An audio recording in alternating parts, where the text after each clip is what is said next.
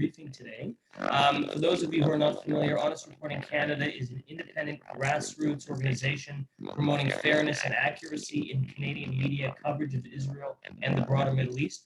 With the assistance of over 45,000 members from coast to coast, Honest Reporting Canada monitors the media, recognizes excellence, and exposes inaccuracy and bias in Canadian reporting in the region. Now, our guest speaker today, as I mentioned, is Israeli activist attorney Nitsana Darshan-Leitner. She is, many of you are no doubt familiar with her. She's been leading the legal fight against Israel's enemies in the courts worldwide. She and her colleagues pioneered the strategy of combating terror financing, the anti-Israel boycott campaigns, and the multitude of lawfare threats against the Jewish state by its enemies using civil lawsuits. As a president of the Shurat Hadin Israel Law Center, she has represented hundreds of terror victims in legal action against terrorist organizations and their supporters and won hundreds of millions of dollars in compensation on their behalf. Using the model of bankrupting terrorism one lawsuit at a time, she and her associates are handling civil actions against Hamas, Islamic Jihad, the PLO, Palestinian Authority, Hezbollah, Iran, Syria, Egypt, North Korea, and the Lebanese Canadian Bank. The cases being litigated in Israeli, American, Canadian, and European jurisdictions allow the victims of terrorism to fight back. In recent years, she's initiated a legal campaign to deprive terrorists of social media resources such as Facebook, Twitter, Instagram, YouTube, which they use to incite violence online against Jews and promote terror attacks. In her efforts to combat anti-Semitism and anti-Israel extremism, she's assisted in blocking the Gaza flotilla, brought war crimes complaints against Hamas and PLO leaders in the ICC, prosecuted multiple lawsuits against the BDS movement. She recently won a major victory against Airbnb for delisting Jewish homes in Judea and Samaria from its website. Many of you may recall reading that. She is the nationally best-selling co-author of the book Harpoon. The narrative recounts their work with the Israeli Mossad to wage financial warfare against Israel's terrorist enemies. In 2016 and 18, she was chosen as one of the 50 most influential Jews in the world by the Jerusalem Post and named by the Israeli financial magazine The Marker as one of the top 50 most influential Israeli women. She's a mother of 6, including triplets. She's a graduate of the Bar-Ilan University Law Faculty and holds an MBA from Manchester University. So thank you so much for joining us. Just wondering anything there that I'm missing. Inconceivable that one person could accomplish that much, but no doubt there's much more on the agenda moving forward. So thank you for joining us. Of course. It's my pleasure. I always like speaking to Honest Reporting groups when they come to Israel and when I go abroad.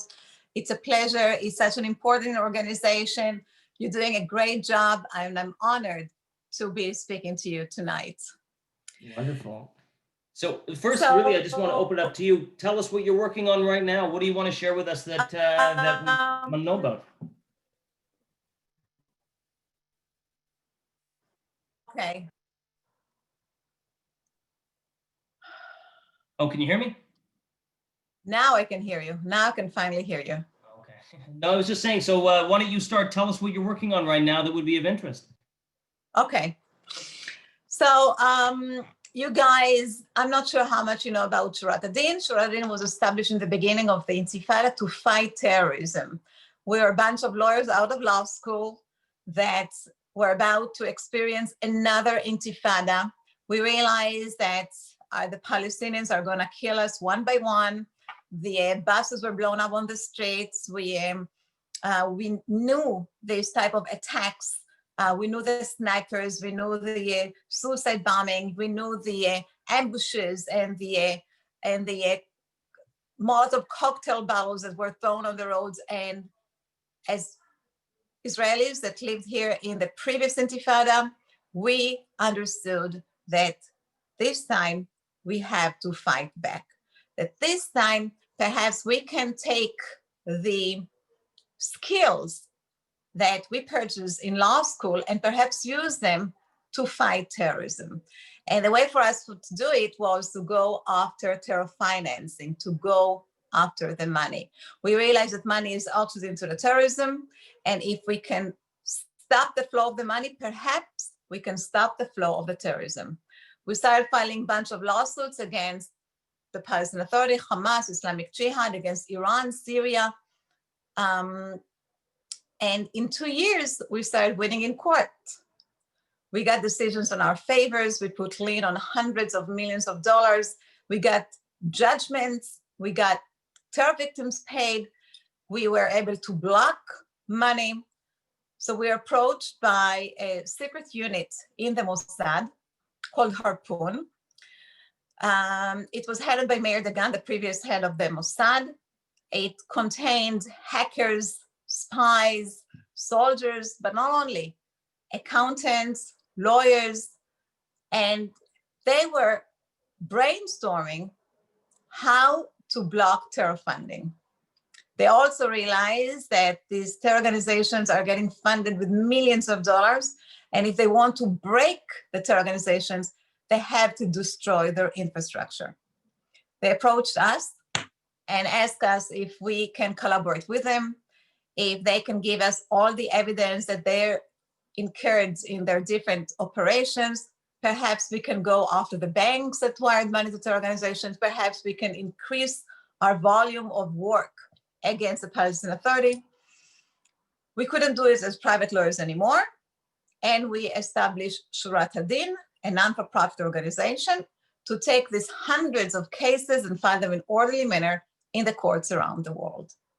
So since then, we're representing hundreds of terror victims in lawsuits and legal actions against the terror organizations, against state-sponsored terrorism, Iran, Syria, North Korea, Palestinian Authority, against banks that provide financial services to organizations like Arab banks, European banks, Chinese banks, Lebanese banks, and against the social media, Facebook, Twitter, Google, for providing infrastructure to the terror organizations.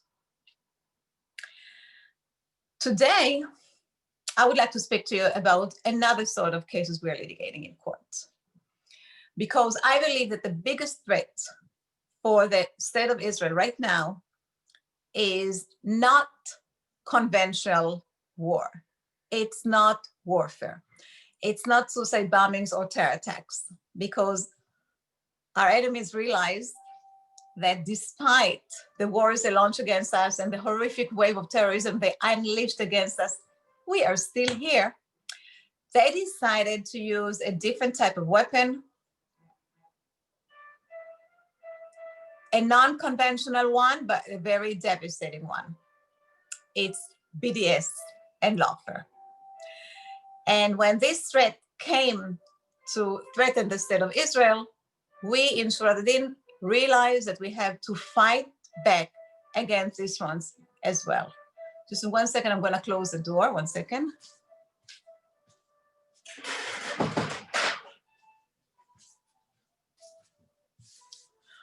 Sorry. Piano's very good. Yeah.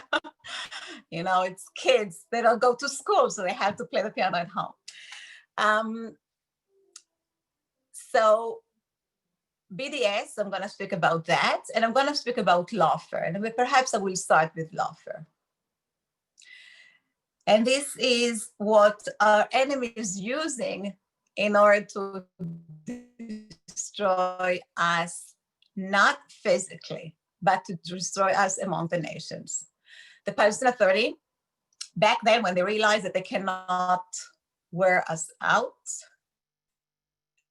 and they cannot take over, you know, which can take their steps, can push us off the land. And this is the International Criminal Court. In 2012, the Palestinian Authority upgraded their status to an observer state for this sole reason, for the reason to be able to sign the Rome Treaty, to become a member in the International Criminal Court, and then to indict Israel for war crimes. They had two allegations. One, that Israel violates the international law by using excessive force against the Palestinians during the different operations that the IDF is taking part. IDF soldiers are killing Palestinian civilians, which is a violation of the international law. The other allegation is the mayor of the settlements, that Israel violates international law by building settlements in Judea and Samaria, which they consider to be occupied. In Shurat Hadin, we realized that there is a real danger by letting the Palestinians going to the International Criminal Court and bringing their indictments against Israel. So we tried in the beginning to deter them. We came and said, the Palestinians can become members in the court, but the jurisdiction of the court goes both ways. It's a two-sided street. If they become plaintiffs, they become defendant as well. And what the Palestinian did during the Intifada, or what they're doing in the past decade, is a crime against humanity. Suicide bombing, drive-by shooting, ambushes, sniper attacks, shooting thousands of rockets into civilian population. It's a crime against humanity. It's called genocide. So we went and filed worker complaints against the leaders of the Palestinian Authority, against the leaders of Hamas, of Fatah, blaming them for committing war crimes against Israelis. We said, if you guys want to come to court, we will be waiting for you there. The other allegation was a little bit more complicated. The Palestinian claim that Israel, by building settlements in Judea and Samaria, are actually violating the international law. Section 49 of the Geneva Convention prohibits occupying country to do a massive population transfer into occupying territories that they conquered. If we all remember, the Geneva Convention was enacted after World War II, after Nazi Germany took over huge parts of Eastern Europe and did a massive population transfer into this area. So the Geneva Conventions prohibit population transfer into occupied territories. Palestinians claim that Judea and Samaria are occupied territories, and Israel, by moving Israelis to live in this area, violates the Geneva Convention, which is international law. Israel has a great defense. Judea and Samaria are not occupied. In order to occupy a country or a territory, you have to take it from someone who owned it. And nobody owns Judea and Samaria. The last to have any rights on it, any ownership rights, were the Turks under the Ottoman Empire. But in World War I, Britain came, won the war, and took over this part. Actually, it was them with France that divided the Middle East. France took Northern Africa, they took Lebanon, they took Syria, and England was left with Israel and Jordan. But they didn't get ownership on these areas. They just got administrative order. They got a mandate to administrate these territories, not ownership. And in any event, after 25 years, they left. They were so bummed out. The Arabs and the Jews were killing them here and there, and they're fighting against each other because they said, we don't want this land anymore. We just leave it to the party to fight among each other. They left, and Israel declared a state, and then a war broke out, the Independence War in 1948, which lasted a year and a half and ended with a ceasefire. And when the parties came to draw the line of the ceasefire, they drew it with a green ink. This is why it's called the Green Line. And they drew it where the armed forces were stopped. Didn't have any political implication. However, Jordan, that saw that there is a nice piece of land attached to the Jordan River, attached to its border, annexed it, and even gave it a name, the West Bank. But everybody was furious at Jordan for doing this unilateral act, except for Afghanistan and Pakistan and England that had great relationship with King Abdullah. But even the Arab League was furious at Jordan for doing this annexation. So in 1967, when Israel took over this land in the Six-Day War, Nobody owned this land. It was no one's land. The most you can say about these territories is that there are disputed territories, but they're not occupied. And in 1988, Jordan gave up the right on their land, so it's really no one's land. However, nobody agrees with Israel on this argument. The entire world, except for United States, which I'll come to in a minute, recognizes territories to be occupied, to be taken by force by Israel. Until not long ago, United States was one of the countries that recognized this as occupied territories. Even President Obama did not use his veto in the National Security Council vote when they came and recognized these territories to be occupied and Israel holding them considered to be a war crime. Trump administration was something different. For the first time, the United States administration came and said, no, these territories are not occupied. Israel has the right to settle in them. But this is only United States position. The rest of the world recognizes territories to be occupied. So when the Palestinian will come to the International Criminal Court and bring this indictment against Israel based on this occupied territories allegation, Israel will lose. And this will be a game changer. So we thought in Shurat Hadin what we can do. And we realized that Israel is not the only country in the world to be blamed for occupying territories. Turkey occupies northern Cyprus. Morocco occupies Western Sahara. Russia occupies Georgia. So we went and filed a worker complaint against Turkey for occupying northern Cyprus.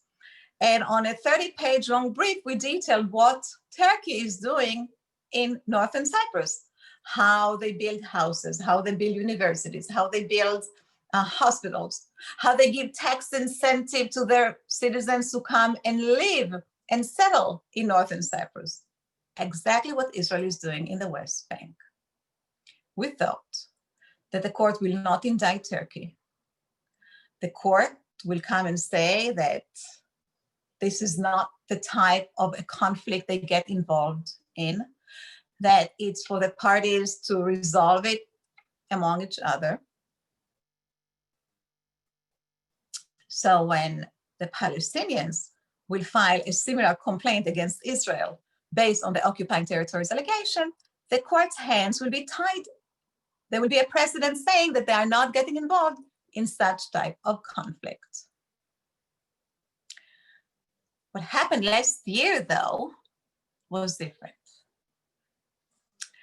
Last year, the chief prosecutor of the International Criminal Court, Mrs. Fatou Bensouda, decided after many years of research and a preliminary investigation that there are enough evidence to bring an indictment or to start investigating Israel for war crimes based on these two allegations. She accepted the arguments of the Palestinian Authority that Israel violates the international law. Israel got into a defense mode. We can't let it happen. We can't let the International Criminal Court open an investigation against Israel. The results will be horrifying. If the court will start an investigation, they will call for soldiers and high-rank officials to appear before them. Israel will not extradite soldiers or officers or officials to the International Criminal Court. And then the court will issue arrest warrants. Soldiers and officers might get stopped in international airport in Europe, in every country that is a member in the International Criminal Court, and there are 128 countries, members in this court, European countries, African countries, Australia, New Zealand, you name it, even Canada. Israel will put under pressure by these countries to extradite these soldiers. There will be boycotts, There will be sanctions against Israel. El Al, the national airline of Israel, will not be able to fly to this country. It will be a game changer. So before starting this investigation, the chief prosecutor asked the pretrial chamber to see if she even has jurisdiction to delve in this situation in Palestine, as she calls it. She understands it's a delicate issue because in the end of the day, only countries can be members in the International Criminal Court. And the Palestinian Authority, with all due respect, is not a country. Indeed, they upgraded their status as an observer state, but it's not really a country. Not a country that's recognized by the international law, that has its own borders, that has its own foreign policy, that has continued area that they control. Anybody can tell what the borders of the Palestinian Authority? Nobody can. East Jerusalem is inside, Golan Heights is inside, all the Nablus and Hebron and all these areas are inside, outside. Exchange of territories, which territories they control, and what population they control. And do they have control over their borders? None of this exists when it comes to the Palestinian Authority. Therefore, it's not really a state. So if they're not a state, and Israel is not a state member, Israel never signed their own treaty, they're not a member in the court, who the court is going to investigate, what jurisdiction they have. Knowing all that, the chief prosecutor approached the pretrial chamber to get a pre-ruling whether she has jurisdiction to investigate the situation in Palestine. And here we came again in Shurat Hadin. We brought up again the complaints that we filed against Turkey. I said, don't drive into Israel. Take care first of the complaint we filed 5 years ago. Show us we are not biased. Show us that when it comes to conflicts of territory, you can manage to deal with something different than only Israel. We came also on behalf of victims that were killed not only in the past 5 years, but in the past 20 years since the court was established. We said, if you really want to decide who are the real war criminals, go back. Go back to the time when people were slaughtered here on the street of Jerusalem and Tel Aviv by the Palestinian Authority. And third, we said, you can't really investigate only Israel and Hamas. You have to investigate the Palestinian Authority as well. For some reason, the chief prosecutor gave immunity to the Palestinian Authority. She has no intention to investigate the one entity that pushed her to go into this situation, that drives her, that begs her, that pleads with her to investigate Israel and Hamas. We say the Palestinian Authority is committing a constant war crime because they have a pay-to-slay policy.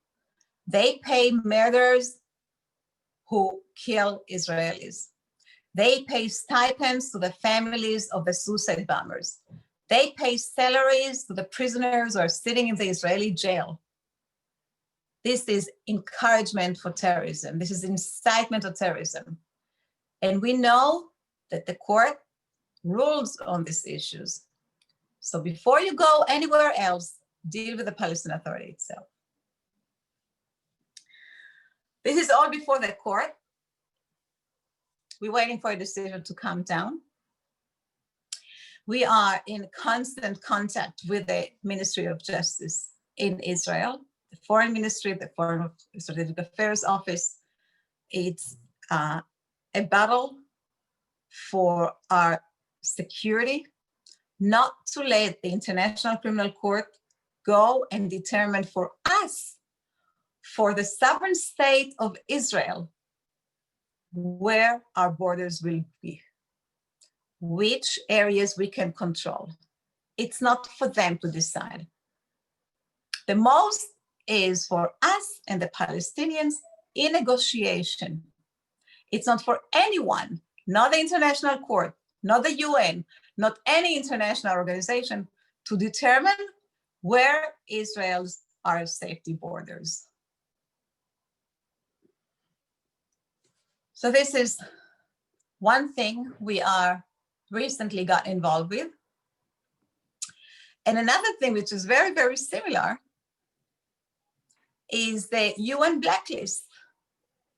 As we all remember, in January, the UN Human Rights Commission decided that they are going to publicize a list of companies, Israeli companies, that work in Judea and Samaria. The purpose of this list is to put sanctions on these companies internationally. They want to boycott the companies claiming that they are violating Palestinian rights. So for the first time, we came and filed a lawsuit against the UN Human Rights Commission. Normally, you can bring a lawsuit against the UN. The UN has immunity. But we figured that among all these 124 companies listed in this blacklist, there is no one company owned by Israeli Arabs. Yes, they're all owned by Israeli Jews. And when you go with a racist list that does not include only Jewish companies, although you come and say that Israel has no right to work in the territories, you actually discriminate with racism. And we know that the UN Charter is against racism. So what the UN Human Rights Commission actually did is worked against their mission, worked against the UN Treaty, and therefore cannot enjoy the immunity that the UN Charter gives them. That's an unprecedented lawsuit going on in the court in Israel. And it was filed on behalf of a company, a very famous company in Israel called Rami Levy supermarket chain that actually have a lot of stores in Judea and Samaria. And I will tell you, I don't know how much time I have. You can stop me in the middle. Sure. Well, I just wanted to ask a question specifically about the UN blacklist you mentioned a moment ago. So is this something that is, does it have sort of legal power, or is it more sort of just a blacklist to be distributed to inform countries not to do business with these Israeli companies? So basically, it doesn't have legal force because it was issued by the UN Human Rights Commission. But nobody knows that. You know, when somebody gets a formal letter from the UN, it's pretty scary. It was very scary even to the companies that approached us, that were listed in the backlist. What is exactly the implication of this list? So now we can't really work in Judea and Samaria? And the same way that they don't know, the rest of the world don't know. So when the UN Human Rights Commission sends a letter and publicizes on the internet that these companies are violating human rights, are violating Palestinian rights, which is considered to be a war crime, nobody would like to be involved with. Nobody would hire legal advisor to interpret exactly what this decision means. That's on one hand. And on the other hand, the goal of the UN Commission is not to stop just by publicizing this list. The next step would be to take action against these companies. So if we don't stop them right there, God forbid, they will go into their next move, which is really called to boycott these companies. So, so tell me, I want to take a step back a little bit here. I think a lot of people, myself included, we sort of take it for granted that, that groups, you mentioned, I know that you've litigated or in the process of litigating, you talked about some multinational or multilateral organizations, but I know you've also been involved against Hamas and Hezbollah. Give us a bit of an understanding in terms of where these organizations receive funding. How are they able to, we talk about Hezbollah and then sort of the massive arsenal. What is the source of these? And then I remember years ago, you were telling a story about how you got involved with the flotilla going after the insurance companies. I want to ask you to tell that story in a moment, but maybe for a moment, tell us how these, particularly these terrorist groups, have the money to begin with and what are their sources? The one that gives the money to the terror organizations is basically countries that support the organizations and support the outcome of their wrongdoings. Countries like Iran, we all know. Iran funds Hezbollah, Iran funds Hamas, Iran funds the Islamic Jihad. Not only funds, they call them to train in South Lebanon, for instance. They create basic training bases, and Hamas people go and train them. Hezbollah gets weapons, gets money, gets training from the Revolutionary Guards from Iran. But there are other countries that joined Iran recently, which are Turkey and Qatar. Turkey became the heartland for Hamas in terms of hosting the leaders of Hamas, in terms of using the Turkish banks to wire money to Hamas. Turkey is untouchable. Nobody wants to fight with Erdogan, and he's using this so-called immunity to go and really support this organization with every means he has. If you remember the kidnapping of the 3 teenagers, that was orchestrated by Saleh Aruri, who was released in Gilad Shalit, prisoner release, and since then stays in Turkey and runs Hamas operations from there, freely, openly, with the assistance of the Turkish government. When we filed a motion, a request to the administration in the United States to extradite Saleh Aruri, because one of the teenagers was Naftali Frankel, who has American citizenship. And if you kill an American citizen, the United States has an obligation to ask for your extradition from wherever you are and put you on trial in the United States. When we did that, Turkey simply ignored the request. Turkey have an extradition treaty with the US?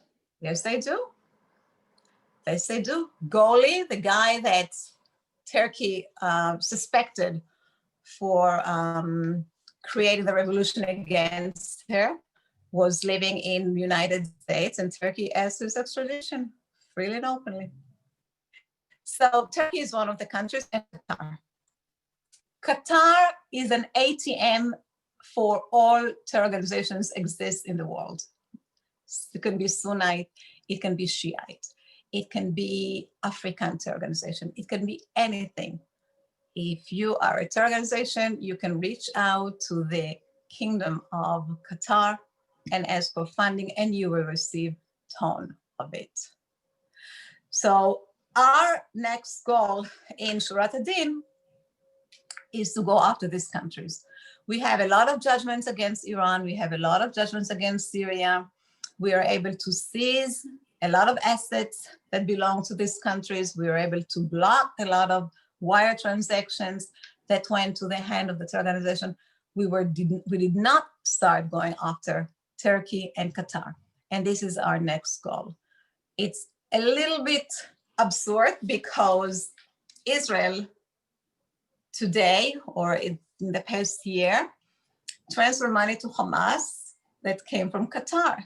Israel thought that they can buy some quiet in the southern border by letting Hamas receive money from Qatar. And they actually encouraged Qatar to give $10 million a month to the hands of Hamas in Gaza.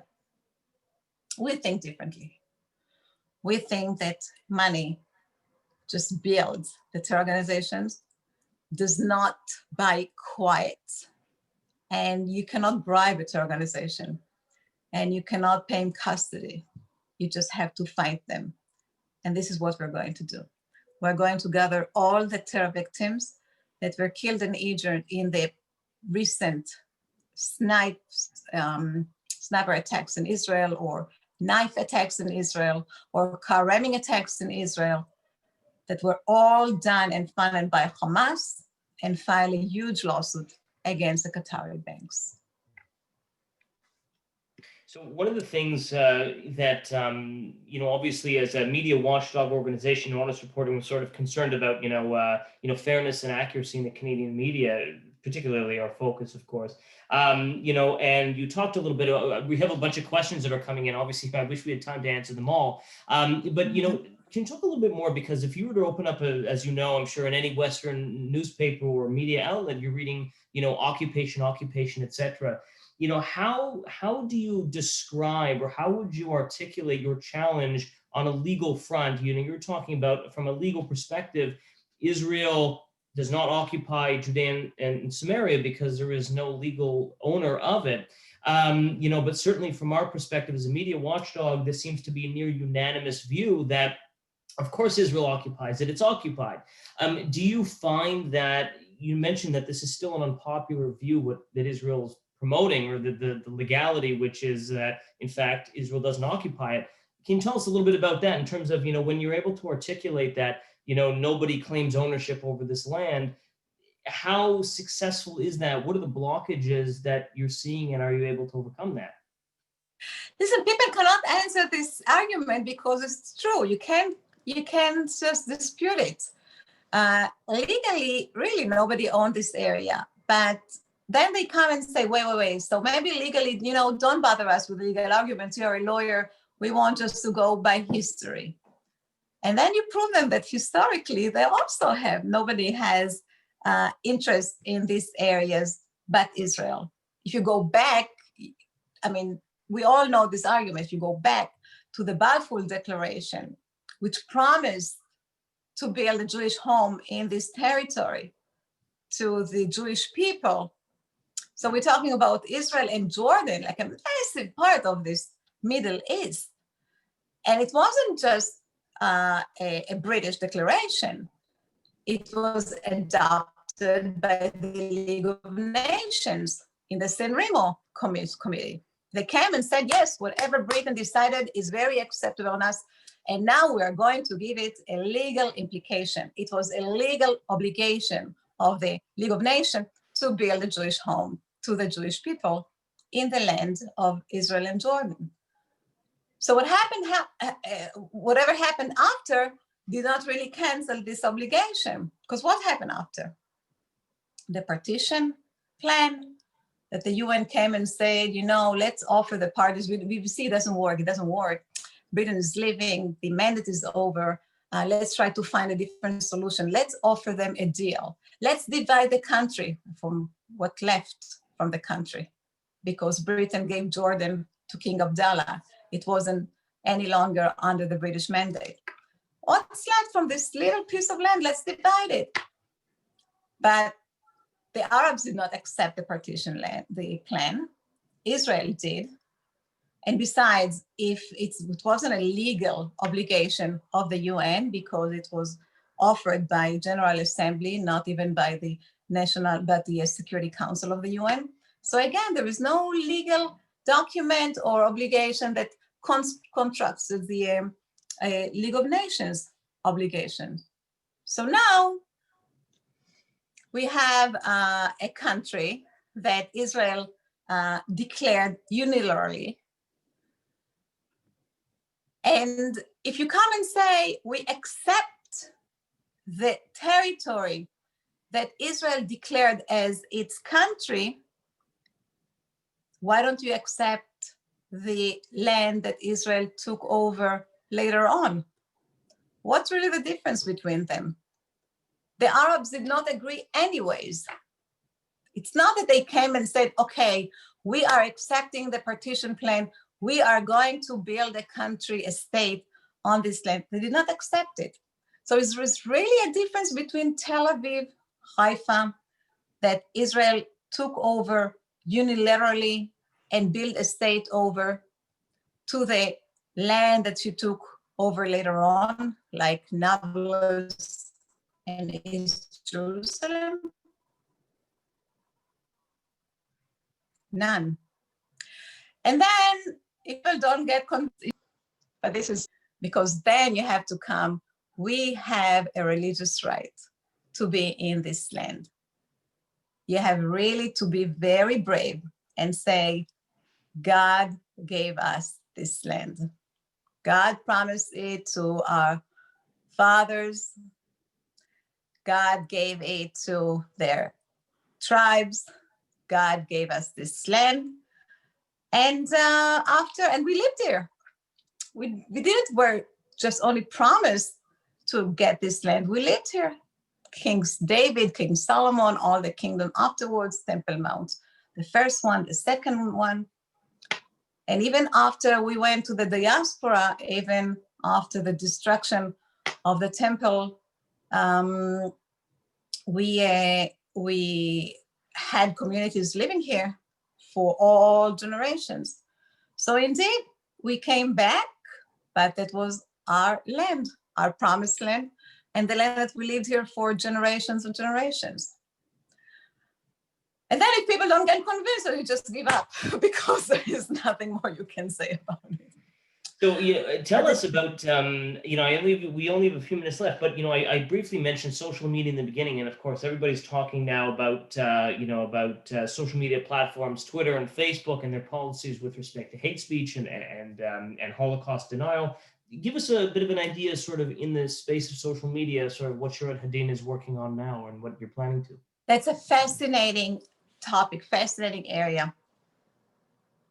We realized already in October 2015, when Palestinians just got up and stabbed Israelis, that something drives them to go and stab, because you see that there are young people grabbing knives and go and kill. And we wondered what drives these teenagers to go and stab a Jew. What makes them go to the mother's kitchen, grab a knife and go and kill? And we realized it was in the incitement in the social media that drove them and taught them and encouraged them to go and kill. Not only them, later on we saw that it's all over the world. Young people just getting up and killing others because they were incited by the social media to go and commit acts of murders. So we went and filed lawsuits against Facebook, against Twitter, against Google. In the beginning for incitement. But then we realized that there is a law in the United States called Communication Decency Act that protects them from incitement, from content. The law basically says that, that the legislature in the United States does not recognize the social media giants as publishers, meaning that they are free to let users to put anything they want on their platforms, and the social media giants will be immune. They will not be found accountable. What if they work through the servers of countries? If you're sitting in India and the server comes through there, would Indian law? Same. If you want, you can sue them in India. Maybe the law in India is different, but we sued in the United States. And in the United States, they were protected. So we changed. So we said, you know what? It's not about content. It's not about the incitement to go and kill. It's the services that the social media giants provide terror organizations in the world. In the United States, there is a law called Anti-Terrorism Act. This law is a federal law, prohibits any American company to provide any sort of services to a designated terror organization. Bank is not allowed to open a bank account to Hamas or to Hezbollah. Bank is not allowed to provide financial services to Nasrallah or to Khalid Mash'al. So the social media companies should not be allowed to open pages or accounts to Nasrallah or Khalid Mash'al. or they should not allow Hamas or Hezbollah to use their platform as they use today for fundraising, for recruiting militants, for encouraging others to follow them. So we went and filed a lawsuit based on the Anti-Terrorism Act against the social media giants. And unfortunately, the court ruled that the Communication Decency Act protects them from this law as well, from this provision of services. It says, because in the end, it's all about content. And unfortunately, we lost the case. We filed an appeal. We lost the appeal. In the Supreme Court, a writ was rejected. And then something very interesting happened.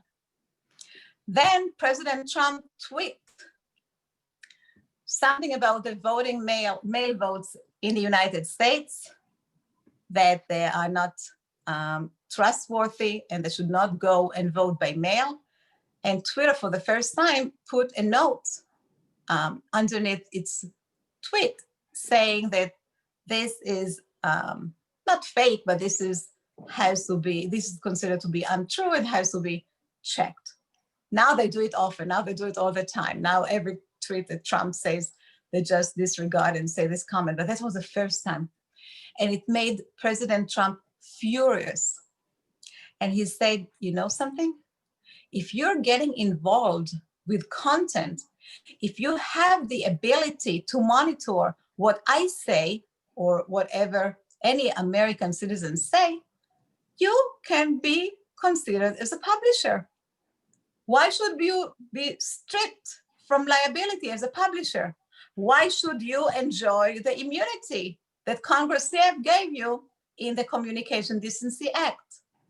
And he was calling his legal advisor to come and change the Communication Decency Act. So now there is a mode in Congress, mode in Senate, mode in the US administration to change the Communication Decency Act. And we come and say, you know what? Don't change the Communication Decency Act. It's a very hard law to change. It has a huge lobby from the social media giants. Change the Anti-Terrorism Act. Come and say that the immunity of the social media giants does not work when it comes to terrorism, because no one should be allowed to aid and abet a designated terror organization. It's by law. You can provide them money. You can provide them weapon. You can't provide them safe haven. You cannot provide them social media services. It should all be prohibited. There should be zero tolerance to terrorism on the internet. And this is our next goal. And if we didn't win in court, we will win in the public opinion. We will win in the law. In the end, Facebook should be accountable for the words that they allowed to spread that drove people to come and kill innocent civilians in Israel.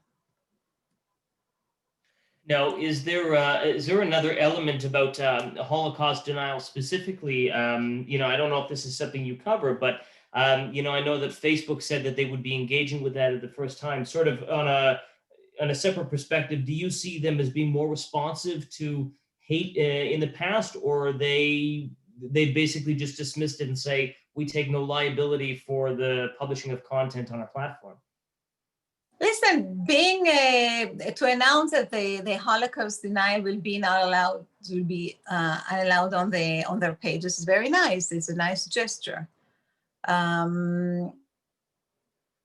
It doesn't really also go into a big dispute because most of the people believe that the Holocaust did happen.